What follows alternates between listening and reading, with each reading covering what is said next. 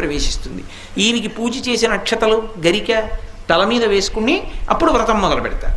అప్పుడు నిర్విఘ్నంగా జరుగుతుంది. లేకపోతే ఏమైనా ప్రతిబంధకం రావచ్చు. ఎంతంత పెద్ద పెద్ద విఘ్నాలవనివ్వండి ఆయన తీసేస్తాడు. అది ఎంత పెద్ద విఘ్నం కానివ్వండి, ఆయనని తలుచుకుంటే మాత్రం ఇంకా విఘ్నం నిలబడదు. ఆ విఘ్నాన్ని తీస్తాడు. అందుకే ఒక్కొక్క దేవాలయంలో 2 విఘ్నేశ్వరులు ఉంటారు, 2 వినాయకమూర్తులు ఉంటాయి. ఒక శివాలయంలో ఒక శివలింగమే ఉంటుంది, ఒక్కొక్క శివాలయంలో 1 కన్నా ఎక్కువ శివలింగాలు ఉంటాయి. అప్పుడు ప్రదక్షిణంలో పానవట్టం దాటచ్చు.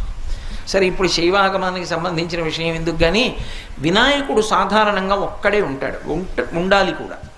కొన్ని చోట్ల ప్రత్యేక సందర్భాలలో ఇలా ఎందుకు పెట్టారండి అని మీరు అడిగారు అనుకోండి, వాళ్ళు చెప్పలేరు. కానీ ఒక్కొక్క చోట ఒక్కొక్క ప్రత్యేక సందర్భంలో 2 వినాయకులు ఉంటారు. 2 వినాయకుల్ని ఎందుకు ప్రతిష్ఠ చేస్తారంటే